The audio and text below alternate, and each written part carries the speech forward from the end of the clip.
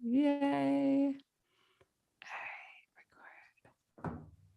All right, guys. So, hello and welcome to the Colleen Gallagher podcast. We are a top 1,000 global health and wellness podcast with the intention to be a space that you can come and tune in to receive a frequency that will activate, educate, and empower you to begin living a lifestyle you love that supports you financially.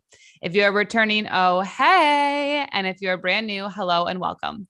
Health and wellness became a passion of mine because I was diagnosed with thyroid cancer at age 14. And after 9 long years of suffering, I self-healed my body, mind, and soul. So in these episodes, I bring you my own voice as well as people I meet along my journey to offer perspective, inspiration, and real life proof that when you choose to follow your dreams, you say yes to what is inside of your heart, that you will begin to create a lifestyle that is wildly impactful, fulfilling, and abundant beyond your wildest dreams. We cover topics from health and wellness, digital marketing, new age spirituality, global development, and pop culture current events as it relates to the Great Awakening. So get ready, tune in, subscribe, and make sure to leave us a review and let us know what you're loving. And today I am so excited, you guys, because it's episode 105. And this is the first time we've had a returning guest. So if you guys have not listened to episode 60, with Ivonne Delaflor, we have her again in the house. I'm so excited. And just to give a little bit of a background on her, you can listen to that episode for kind of the backstory, but she lost her arm in a car accident that was very bad and supposed to really deteriorate her life, and instead it enhanced her life. She's traveled all over the world, really studying spirituality, all different modalities, all different ways of being. She is the founder of a human empowerment television, Delaflor Teachings, Transcendental Rebirthing, where she's guided over, I think it's 10,000 people to go through a rebirthing process, 17 plus books, I believe it is. And she has a new one I know that's on the way, a mother of 3 children, and just an incredible human being. So thank you so much, Ivonne, for being here. Wow. Thank you for having me back in your magical portal. It's more than a podcast. It's always like a dive into deep magic, mysticism, and also reality. And so I'm super honored. And you always introduce me in a way that I'm like, oh, I want to meet that person. I love that. So I wanted to kind of start this episode off because something that's been really alive and present in this community has been kind of the releasing of relationships, the breaking up of relationships, loneliness, and also like rejection when it comes to money. So I really want to send out this podcast from starting from relationships into business, because one thing we've been honing in on over and over again is that the quality of our life is dictated by the quality of our communication with ourselves, which dictates the quality of our relationships. And so one thing I think it's really important, and I get asked a lot, or people on this path, is when we're spiritual, right? When we're like, I'm spiritual, whatever that even means, but whatever, when we have this title that comes with that, a lot of times we then feel like alone. We're like, no one understands me. They don't understand me. They don't get it. Like relationships aren't going to get it.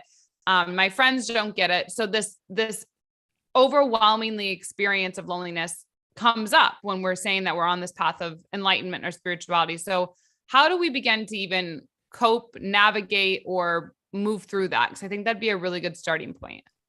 Well, the first thing is we don't cope. We think we're coping, but we really are navigating, right? And I love that you said that word, because we're navigating the storms of life. It's I heard recently from a spiritual teacher that he said that if there were no storms in life, we would be living in a desert.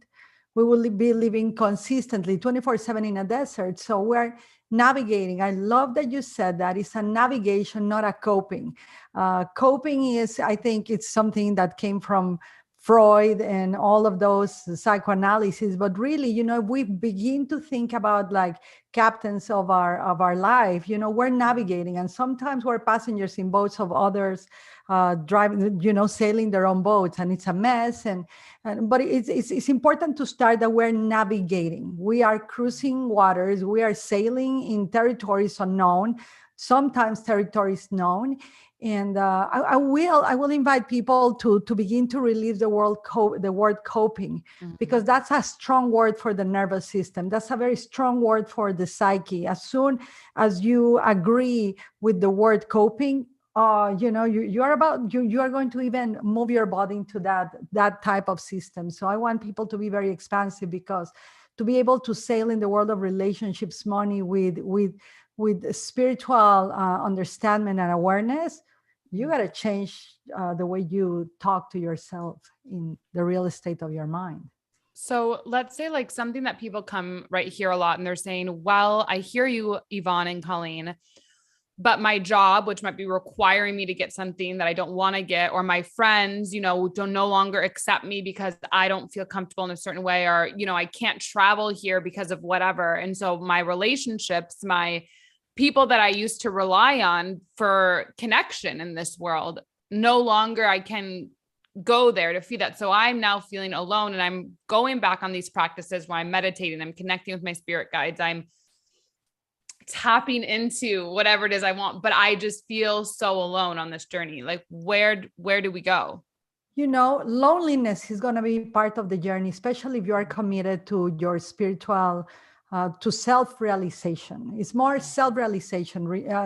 It's realizing yourself, realizing why you are here, who you are, and how deep and high you can go. And you are such an incredible representative of this at your young age, all that you've done and all the spiritual evolution and re-evolution of yourself and rebirthing and redesigning and everything. I will tell people, expect to feel lonely. It's something that they don't teach us. One of my mentors, Tim Grover, always says, excellence is lonely. Some people don't agree with that.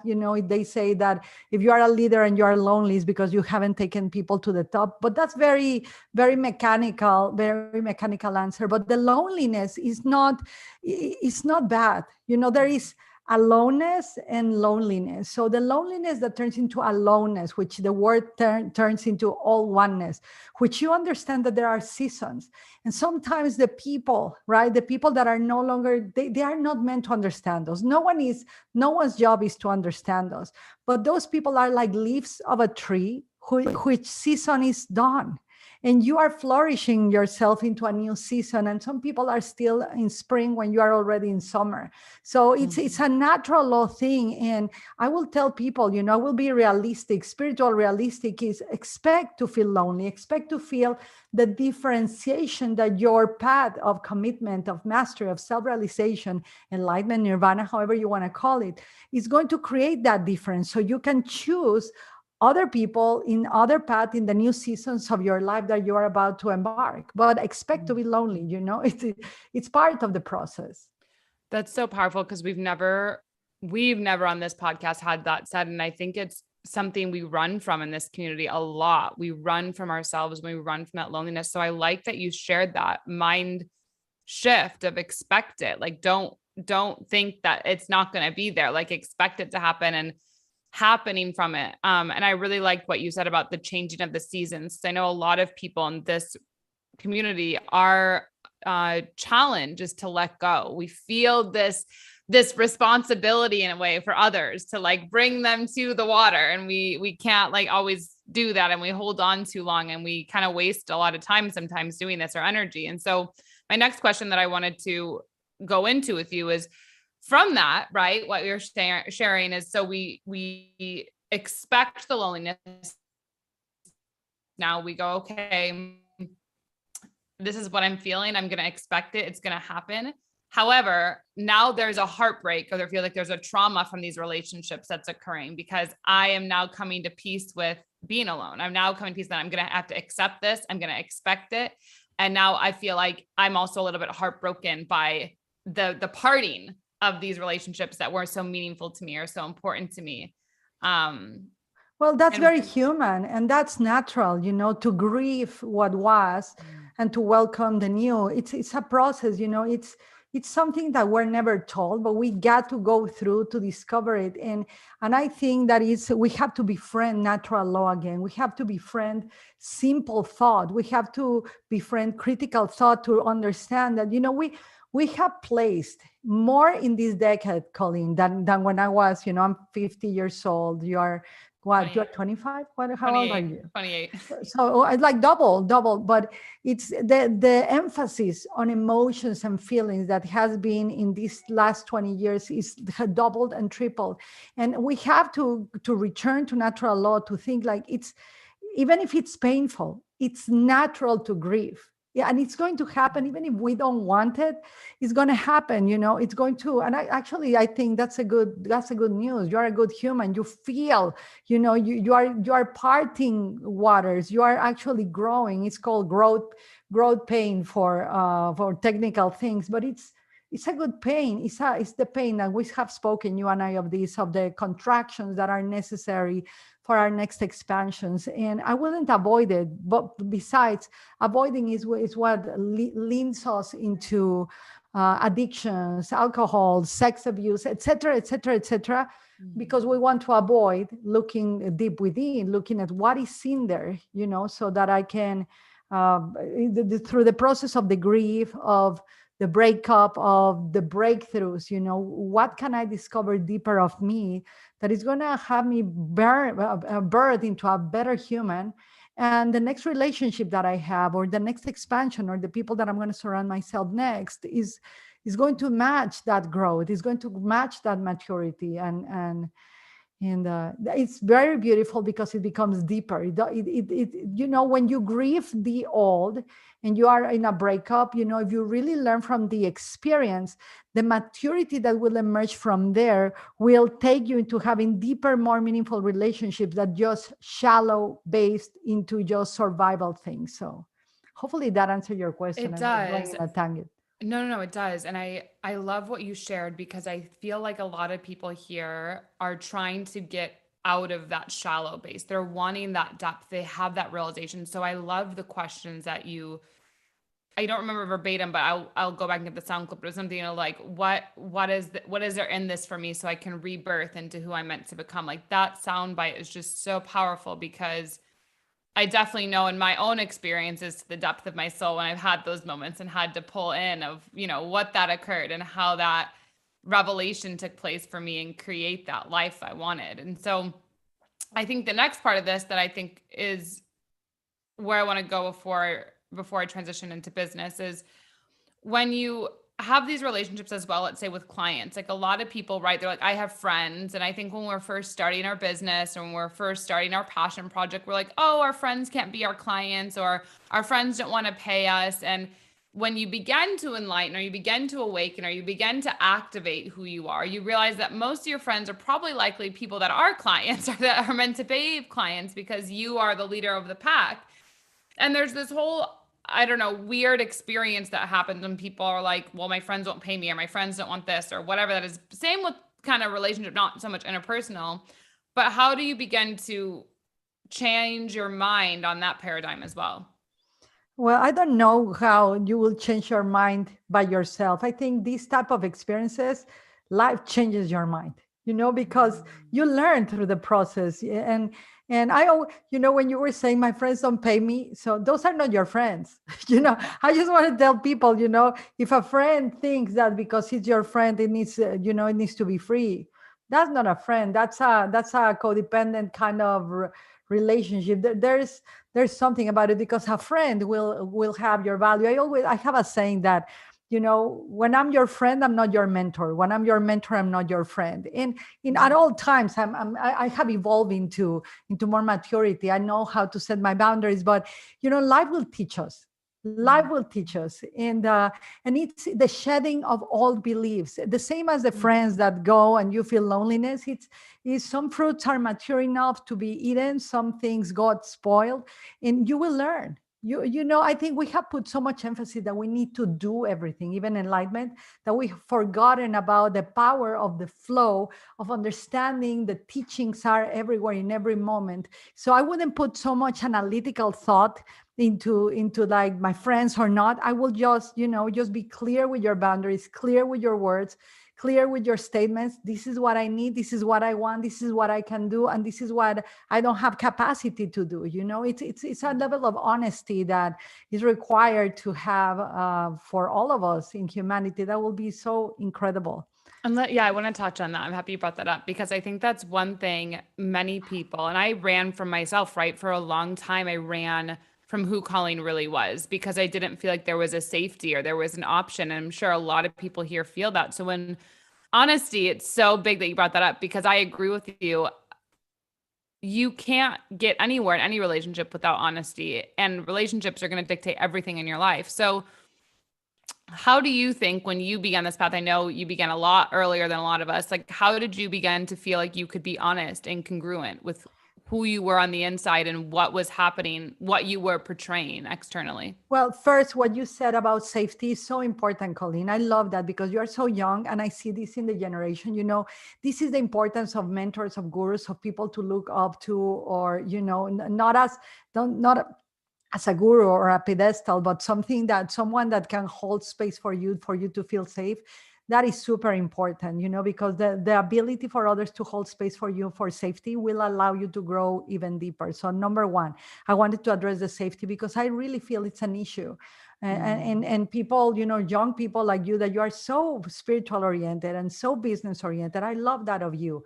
And for me, as a 50-year-old woman in the planet, it gives me hope to see, wow, Colleen at this age, she's doing this and this and this already.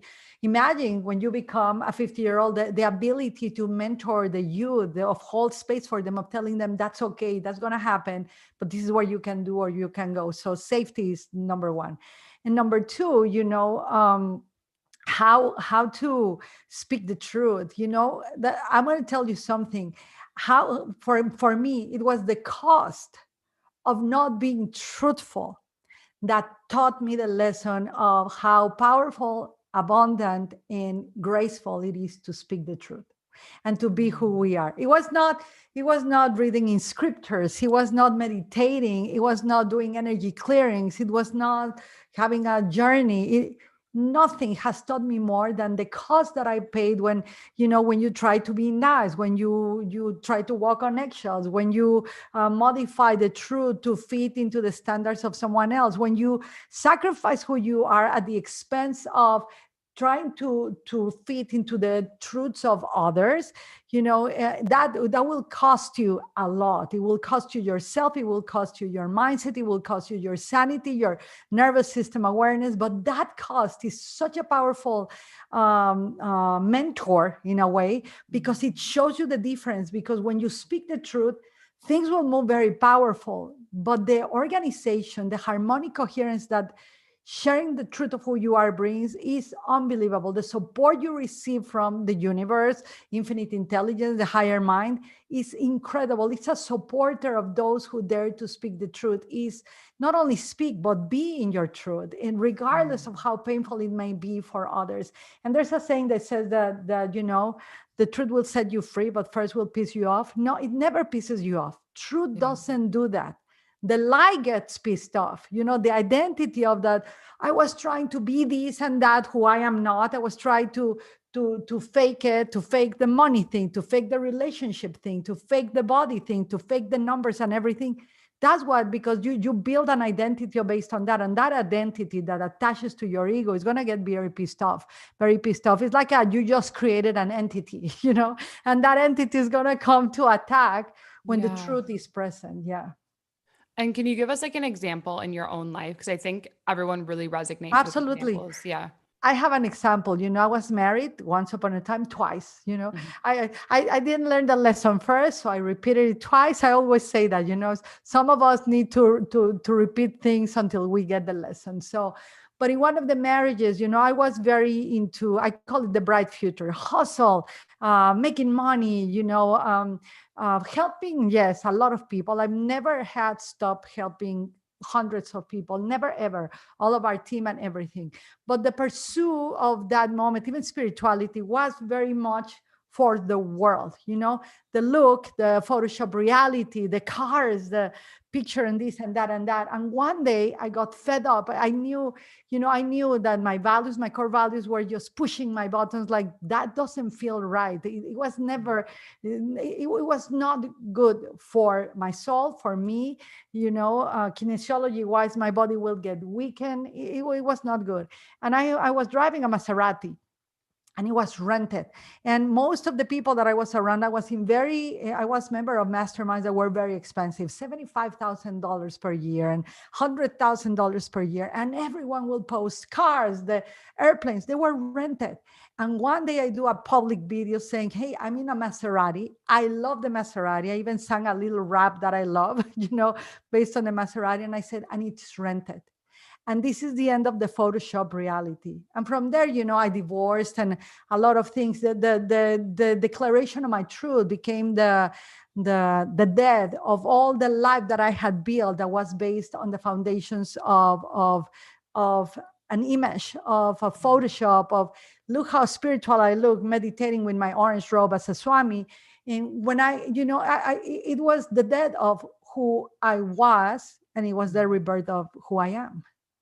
That's so powerful. And I know that many people listening to this can relate to that because they're in that moment of corporate space of making good money. It's not like people in this podcast, most of you have a money problem. They think they do because there's it's whatever, but the reality is they know they have more than enough, but it's because it's like this image that they think that the money's not enough, the image of what this money brings them, which I feel like I found new law and clarity is safety, security, stability. And we have to really reprogram, which is what you had to do. This Maserati isn't going to bring me truth, safety, security, fulfillment. Sure, whatever the moment, but not over a lifetime. And so I love that that's such a good example and that you brought that up. And I think it's crucial. And I also think it's important to, go ahead.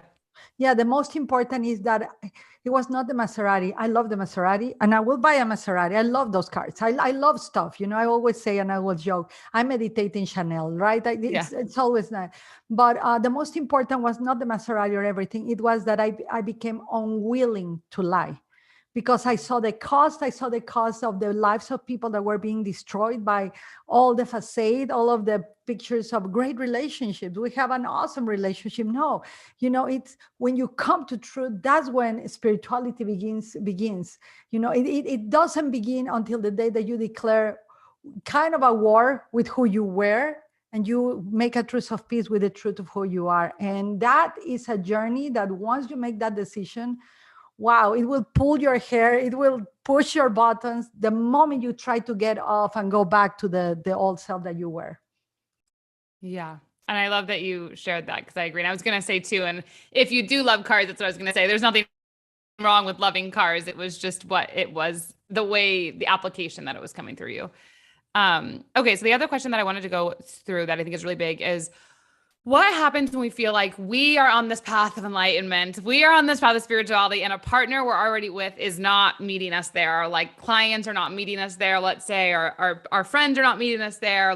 And so now what do we do? Because it's okay, shoot, I'm declaring what you said. I had this moment of truth. I'm not going to, do this. And the people I'm with and I care about aren't going to get on the bandwagon with me. So do I leave and create a new life? Do I be patient and wait around? What is it? How do we navigate this? Well, that's going to depend on you. But, I had a mentor that died 2 years ago, Ray Castellino, who was my teacher of healthy bonding and attachment. And he was an incredible teacher. He used to say, I used to go to trainings and personal experiences a lot with him, 4-day trainings that he used to do, very deep, rebirthing and all of that stuff. And he used to say, when we will have these revelations and we were going to go back to our families and our husbands or our partners or our friends, he said, they didn't do this workshop. They didn't go through what you went through. When you go back, don't tell them where they should be. They will, if you live your new life, they will eventually, if they choose, they will jump on the wagon with you. Or eventually you will know, it will take parts, you will, everybody go in their part. But what he said, and I loved, is just give them the face of gratitude. Don't tell them you are not at my level, because that immediately pulls you into their levels, right? Or in the level of the ego. But it's give them the face of gratitude and understand that by natural law, again, each river is going to arrive to the part of the ocean that is meant to arrive. But understand that it is your duty to keep growing, right? To keep pursuing your own spiritual evolution, your own God realization path, your own business success goals, whatever it is. If someone doesn't want to do it, it's their choice. if you love them, you may have patience with them, etc., without forcing them to be with you. However, if people want to bring you down for you to stay at their level, that's when I say it's time to move on. It's a sign like, you got to stay where I'm at, because where I'm at, I'm feeling lonely. I suck. I had some friends like that. I don't work with them anymore. I don't do business with them anymore. I wish them well. It's like a new life.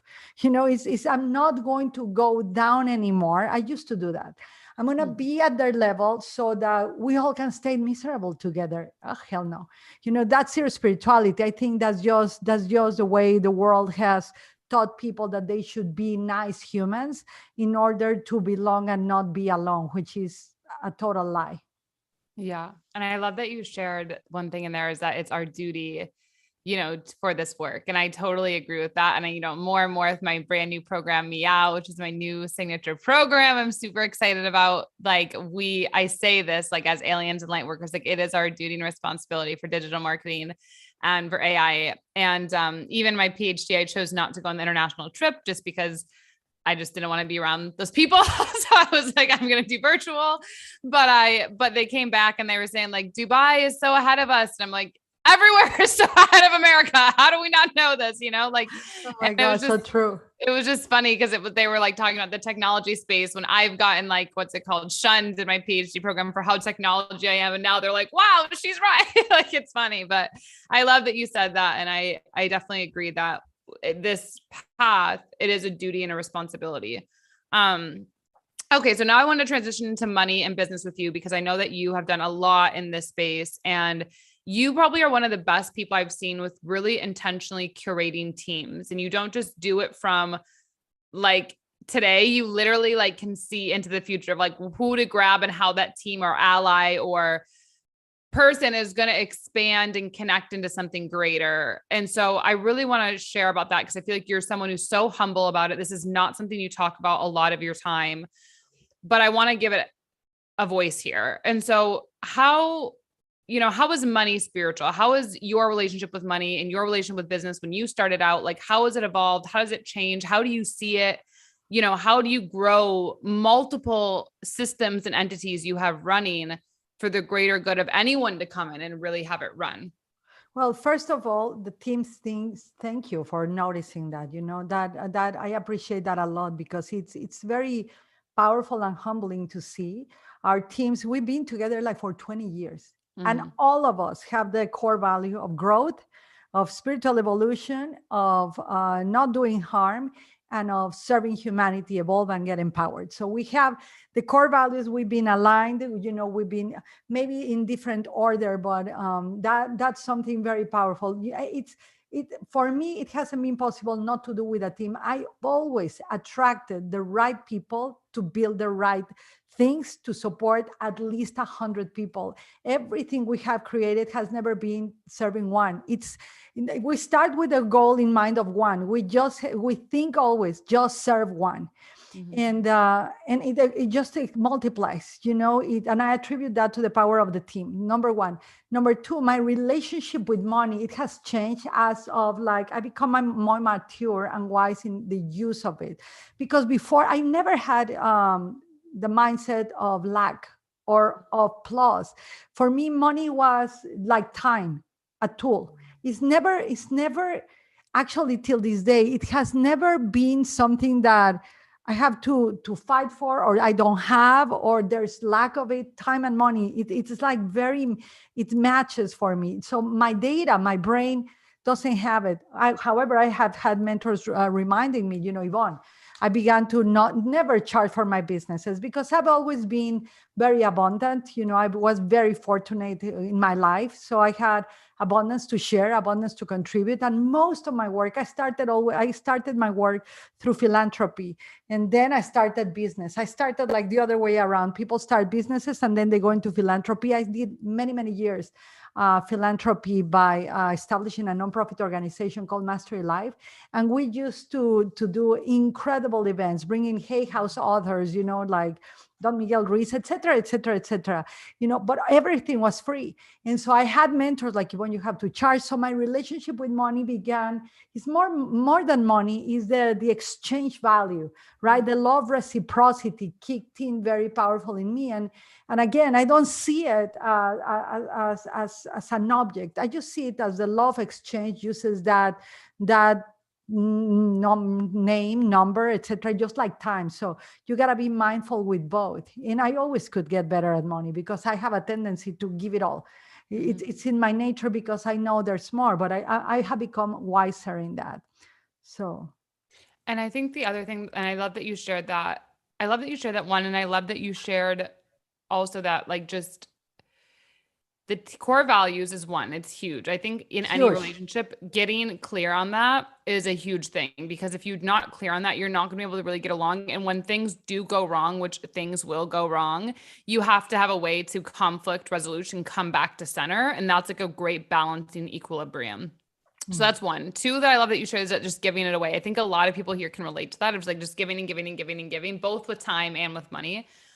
And I love what you shared about becoming wiser. And I think this even goes back into the first part when we're talking about relationships. It's like your communication with yourself and your boundaries and your self-love and your wisdom and your intuition from within, like knowing when to give and when to kind of pull back. And I think that's really hard for people to walk that balance when we feel like we're spiritual and meant to do it all and give it all and be it all and whatever. And so I like that you shared that, because I definitely think that's a transition we all kind of fight through.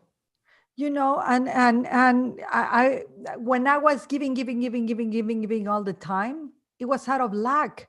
Even though I was very abundant financially, extremely abundant all the time, it's the lack of something inside of you that needed to be fulfilled. Like, I need to be doing good in the world. No, when you drop that, it's like, what, my time is valuable just like your time. So it just becomes common sense. There's going to be a point in your life, whoever is listening to this, that conflict is not going to be anymore with you. You are just going to know, this is a service that I will charge. This is a service that I will give for free. This is, you will just know. There will be no more fight into that, because those are universal belief systems that fight money, religion, tradition, ancestral stuff. It's one day it's going to be over. That belief has a expiration date. You can accelerate it just by knowing who you are. That's number one. And number two, one of the things that all of our team is focused on, we have a core value that we sell to serve. We don't serve to sell. And that, I know that sounds just like a play of words, but when you turn it into a core value, that you make it a priority to serve the people and help them create results besides the money, people are not going to feel the nitty gritty from you. Plus, no one should feel that. I don't like to feel that way. As soon as I feel the nitty gritty of someone, I begin to retire. I begin to go away. As soon as there's genuine care for the people you're going to serve, money is an inevitable outcome. My mentor, Brian Tracy, used to say, of someone that is really willing to take care of others, create their results, and not taking care of them as safety, but you really genuinely care for them. It's God pays you, people not. God pays you. I agree with that. I want to hone in because you kind of psychically read my next question, which was, how is business spiritual? And you kind of took the answer, which is service or service business is serve, or like those kind of things. So you always want to be serving, and serving is a way that business is. And this changed my life when I understood this, that business is literally just means you're solving a problem. Like, I would personally be pissed off if I go to my coffee shop and my coffee shop is like, I'm not selling coffee today. I would probably literally like have a shit law. Like, I would be like, all right, someone get here. Where's the manager? Like, this would be me. So you have to think the same thing for yourself in your service or in your product or whatever that you do.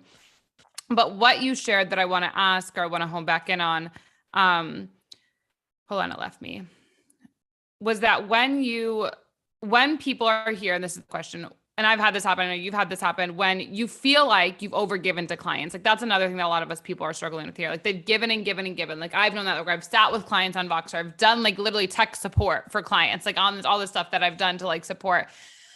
And then the invoice can't be paid, or there's like, arguing with money, or, clients are like, hey, I'm so upset and I need this now. And I'm like, and they're like coming towards you. I've really like transitioned out of that now, but that was definitely a space in my business. Like I had to transition out of the last probably like 8 months, 6 to 8 months. I was really in that place. And a lot of people now are in that, where like my clients are just taking from me, or I have to like literally run and hide from my clients because they want so much that I just don't have to give. And then it's not being compensated for. So I agree with you. God does compensate you. It does come back to you. But when you're in the moment and that's happened, you're like, oh my God, like, what do you suggest there? Well, you learn, you got to learn, because, that moment where you are giving, giving, giving, giving, they are not taking from you. You are taking from yourself. Yeah. You are taking, because I promise you that there was a moment that you knew you shouldn't answer that text. You shouldn't send that boxer. You shouldn't continuously send them free, free, free. I had more problems in my life with the people I have supported freely than the people that have paid.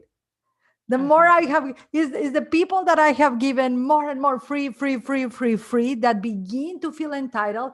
I just have now a sense of because I really love people. You have to love people so much that you have to not care what they think. It's, you gotta love them so much, their soul, the spirit, who they are, that what they think about you shouldn't be on the equation. But when that happens to me, I go back into myself. I don't ghost them. I don't avoid them. I just really go into myself, like, what did I do here? And I stop doing whatever is not working. I'm not going to break up with them. I'm not going to, because that is a sign that somewhere I went off my core values. Somewhere I went back to that old self that I was telling you, right? Somewhere there, I wanted to be nice. I wanted to be liked. I wanted to be accepted. I didn't want them to go away, et cetera, et cetera. So when I come to truth to myself, it's what kind of confession with yourself, right? You put it all into the altar of yourself. And this is, and you take responsibility for you, then you pause and you don't do it. And once you learn, just raise your fees. Just raise your fees in that moment. Okay, if you still want all of this service that I used to give you because of this program, this is the payment, this is the extra thing, then you have this amount of time with me. If not, that's okay. Cool, we'll text once in a while, etc. Obviously. Yeah. And that's not with your friends, because I develop now really good friendships, and I really love whoever is my client, right? My student, like you, we have we don't have to be working together for you to text me or me sending you a message. It's a different thing. But in the process, while you are still suffering from all of these human conditions that are going to happen, right? You just learn. But the first thing I tell people, go within and find out what you did for that to happen. Before you blame the client, the situation, the money, the no payment, what did you do? Yep. And maybe you find that you didn't need anything. And that's going to be the problem. Like, I didn't tell them exactly these were my boundaries. So that's where the power will come back to you. Yeah. And I agree with that, because I know when I've had that or have experienced it, it's always been my own wanting to overgive, people please, accept, to be a great mentor. Like it's always been like wanting to be something and be acknowledged for that. And that, it took from my own space. So I definitely agree with what you're saying. I think that's super powerful. And so those were kind of the big questions that I had. And I know that you have a new book coming. I know you have a new book coming out. So I don't know if you want to share about that or talk about it yet, or if you're not there yet. Yeah, I'll come back to you, because I promise you that I'll speak about my book in your podcast. But I've been editing that book. It's been, I got a moment where I've never focused on perfection. I focus on excellence, right? Never ever in my mind, in my life, I have had this has to be perfect, because I know that's a lie. It blocks you.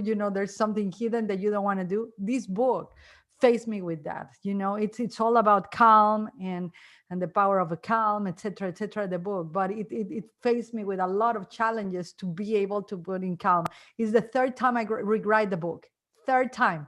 I mean, it's the third editing. So next year when it comes, I'll come back and share it with you, because you'll be one of the people that receives a copy for feedback. Yes. No, I'm super excited. We'll have it. And I know what you're saying, because it's funny that you brought this up. So I didn't know, but my fourth book, that I'm working on. It's taking longer, same than what I expected, but it's because like I was even processing something today and I was like, it's because this book is a state of being and I don't feel like yet I've mastered that state of being. Like I'm I still love that, experiencing Colleen. things where I Wow. haven't mastered the state and I keep being like, well, okay, I feel like it's done. And then I'm like, no, but this story needs to be added in or this one now. Like something happens in my life that's so like emotionally like stimulating or like overflowing. And I'm like, oh my God, I have to write this, like whatever it is. And I just like go and write. And it's so funny when I think of that because it's exactly what you said. And even my new course, Meow, usually when I have a course, I have the idea and then I launch it pretty immediately. This course came back in November of 2021 and just now being launched. So I totally know what you're sharing. And I think for everyone listening, it's a good reminder. But I don't think when you're first starting, or I feel when you first are starting, when you first hear this and you're first getting the message, you need to take the action. This is like Ivonne and I already have many systems, a whole foundation that's working for us. So we have this time, but this cannot be an excuse on why you're not starting. No, absolutely. Let me tell you all, I wrote at the same age as you, right? I wrote the 17 books that I wrote, etc. But I'm a huge believer on the power of imperfect action. It's so big because that's faith in action. You got to take an action, obviously aim towards your goals, not the action of the dog just chasing his tail and going nowhere, right? A lot of us do like, that's not action. That's just wasting your time. But that's very important that you said that because we cannot use any excuse not to take the actions needed right now. It's just that activates the power of faith, actually. And once you activate the power of faith, the momentum comes and the support will come and the creativity will come. There's no excuse. Really, there's no excuse. And you are big onto no excuses. That's why we relate. Yeah. I was gonna say, like, I like will end friendships or end things so quick when that comes out. So. I love you for that. I agree. So anything else you want to share? Anything where people can find you? We'll have it in the show notes, but anything else? Just Instagram and Facebook and our website, if you share it, that's And it's Ivonne Delaflor, right? Ivonne Delaflor. It's delaflorteachings.com is our website, and Ivonne Delaflor in social media. And that's it. That's it. Perfect. Well, we're so Thank grateful. you for having me again. Yeah, we loved it. I know everyone loves And we came you. like in a uniform. I know we did. So It's sort of like flowers and it's so funny. Yeah, but where anyway. are the flowers? I know. So anyway, for you guys watching, I love you so much. I really hope this served. I know you guys have been struggling with this a lot and wanting to know. So I feel like this has been a really wholesome, a really fresh of breath air conversation for you to know that you're not alone in this, to accept the aloneness, to expect it, to ride the waves with it, and also to know that you're in the process of wherever you're meant to be and it is all happening for you. So I love you. Please